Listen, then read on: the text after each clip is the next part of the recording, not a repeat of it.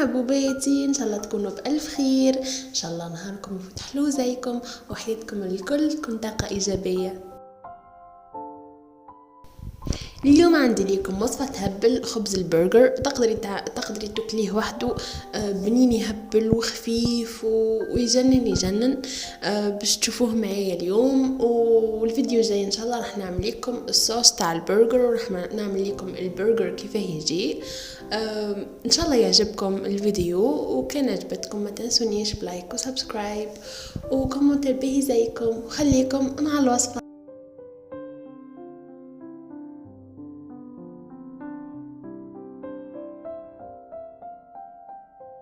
اول حاجه بديت بها كاس حليب دافي وماء وكاس ماء دافي برك البنات، ما تسخنوش ياسر باش ما يقتلش لينا الخميره تاعنا.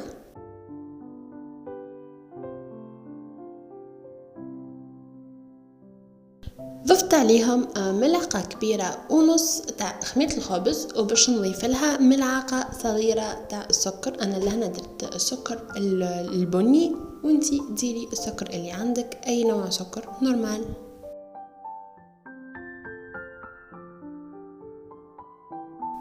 ولا انا مزجت الخليط تاعي وخليته يرتاح واحد 10 دقائق، ومن بعد نعاود نرجع له حتى يدير الققيع كيما هكا، يعني انه الخميره تاعي حيه ونقدر نخدم بها نورمال.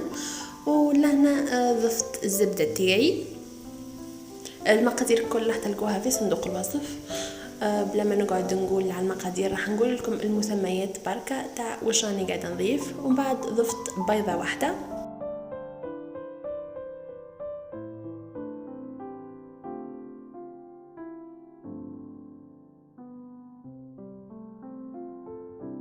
واخيرا بديت نلم بالفرينه تاعي وزدت كميه تاع السكر، لانه الخبز تاع البرجر فيه شويه اكل حلاوه هذيك. راح نضيف السكر تاعي باش يعطي الجو تاع خبز البرجر الحقيقي.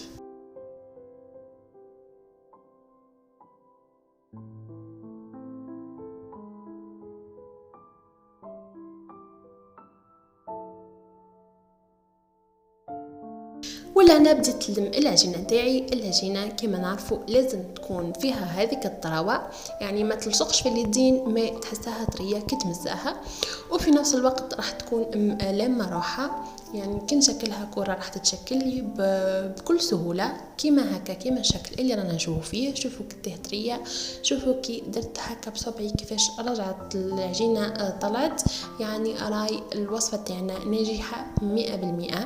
لهنا راح نخليها تتخمر برك على حساب الفصل اللي رانا فيه. رانا في فصل الشتاء، راح نخليها تتخمر ساعه كامله، وكي تعودوا فصل الصيف راح تخلوها تتخمر يعني نص ساعة. راح تكفيها نص ساعة انها تتخمر، ولا ساعة غير ربع. راح نخليها تتخمر لي، ومن بعد نرجع لها يعني حتى يضاعف الحجم تاعها.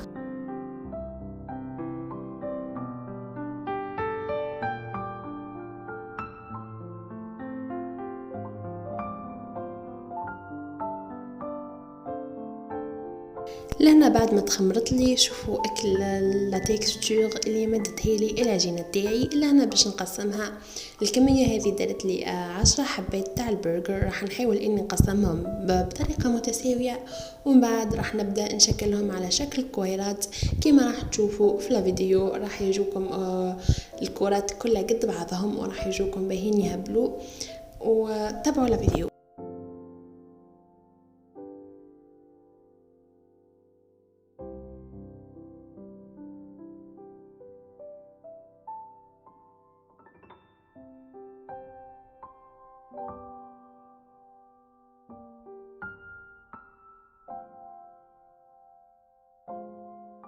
الطريقة هذه راح تخلي ملمس البرجر تاعك أملس، وراح يعطي شكل جميل جدا، وراح تشكل لك الكرة كما راكي تشوفي، كما راح تجيك كما خبز البرجر بعد.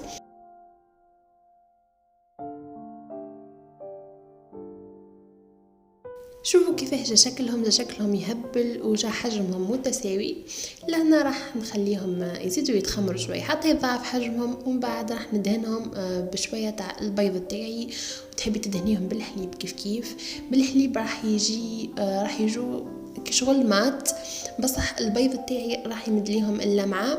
انتي كما تحبي وعلى حساب ذوقك راح تزيدي. ومن بعد راح ندخلوهم يطيبوا على درجه حراره متوسطه ونستنوهم. ومن بعد راح نشوفوا ابهى خبز برجر في الدنيا.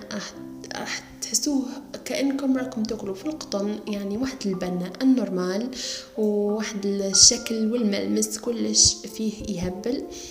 وتوا باش نخليكم تشوفوا معايا شكله كيفاش راح يكون في الاخر. وما تنسونيش باللايك والسبسكرايب كان عجبتكم الفيديو. كان نتوما اول مره تتفرجوني ما تنسوش سبسكرايب وتفعيل زر الجرس باش يلحقوك وصفاتي وان شاء الله كي نجربتوه ما تنسونيش بكومنتير باهي زيكم.